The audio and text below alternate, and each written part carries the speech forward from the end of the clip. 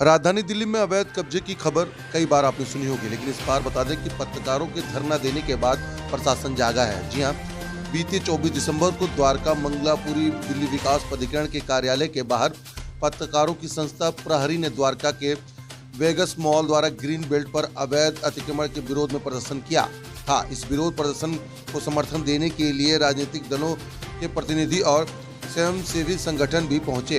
दरअसल sector 13 vagus mall ने कई हजार वर्ग फीट जगह जो कि ग्रीन बेल्ट थी उसे पर सीमेंट का फर्श बनाकर उसे पर अतिक्रमण कर दिया था।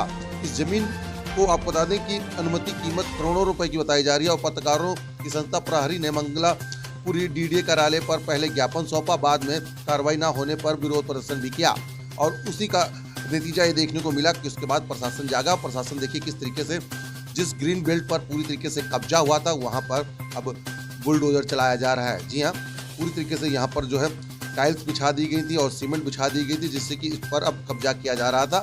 और ये कोई कब्जा किसी और द्वारा नहीं, सेक्टर 13 द्वारका में बने वेगस मॉल द्वारा किया गया था ग्रीन बेल्ट पर अवैध कब्जा, जिसको कि पत्रकारों के द्वारा छुड़ाया गया। आरसू न्यूज के लिए गुलशन सैफी की रिपोर्ट।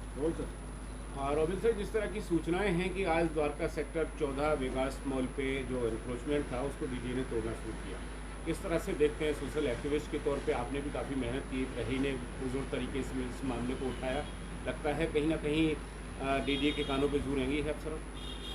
देखिए क्या है कि वेगस मॉल के पास में जो ग्रीन एरिया था उस पर पिछले 5 या 6 सालों से एक तरह का कब्ज़ा था या इंक्रोचमेंट, आप कोई भी वर्ड यूज़ कर सकते हैं, वो था और जो हटाया नहीं जा रहा था किसी भी तरह से। उसमें डीडीए के अधिकारियों की संलिप्तता साफ तौर पे साबित हो रही थी। इस विषय पे मैंने और हमारे मित्र हैं शोभित चौहान, हम लोगों ने इसके ऊपर काफ़ी काम किया था। प्रहरी संस्था ने और तमाम जो हमारे प्रहरी के जो मित्र लोग हैं, जो मेंबर्स हैं, उन लोगों ने भी इस मामले को बहुत ही ज़ोर शोर से उठाया था। उसके बाद प्रहरी ने प्रदर्शन भी किया। उस प्रदर्शन के बाद आज जो ये रिज़ल्ट आया है जिसमें डीडीए की टीम पहुंची है, ये इस बात को साबित करती है कि हम लोग जो बात कर रहे थे, जो दावा कर रहे थे, वो सही था, कहीं कोई गलत नहीं था। यही काम पहले हो जाता। इसमें इतने सारी डीडीए के अधिकारियों की भी बेइज्जती हुई, लोग आए अपना धरना प्रदर्शन किए।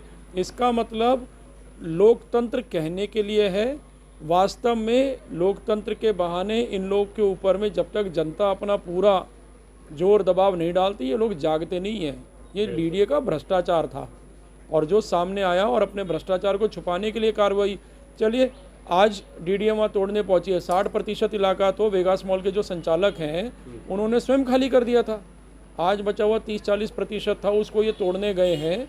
मैं एक सवाल पूछता हूँ डीडीए के अधिकारियों से, लैंड खाली करने से क्या जिन अधिकारियों ने वो कब्जा करवाया उनके दामन के दाग धुल गए? जो अधिकारी इस 5-6 साल के पीरियड में जितने भी लोगों का वहाँ पर पोस्टिंग था, जो वहाँ पे काबिज थे, उन लोगों ने कैसे डीडीए की ज़मीन पर कब्जा होने दिया या इंक्रोचमेंट होने दिया? वो सारे लोग पेनलाइज होने चाहिए और डीडीए को वहाँ से कितना रेवेन्यू आता, उतना रेवेन्यू, उतना बिल उन अधिकारियों से लेना चाहिए।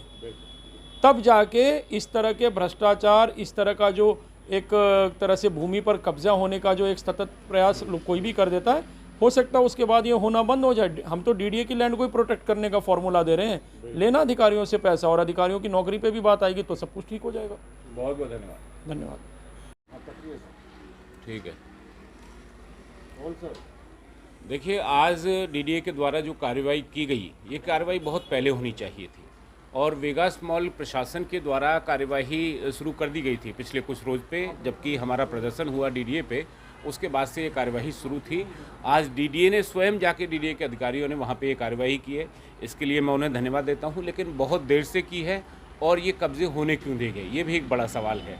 साथ में जितने हमारे प्रहरी के साथी हैं, जिन लोगों ने कंधे से कंधा मिला के इस मुहिम में अपना योगदान दिया, हमारा समर्थन किया और प्रहरी बनकर इस पूरी मुहिम के दौरान डटे रहे, उन सबको साधुवाद। साथ में भाई रॉबिन शर्मा, भाई शोभित चौहान और द्वारका के जो अन्य समाज सेवी या अन्य जो एनजीओ हैं, अन्य जो संगठन हैं, जिन्होंने इस पूरे अतिक्रमण के खिलाफ एक बड़ी लंबी लड़ाई लड़ी, लंबी एक मुहिम चलाई। बाद में उस मुहिम को जो आवाज़ है वो प्रहरी ने भी दी। उन सब का भी मैं बहुत बहुत धन्यवाद करता हूँ।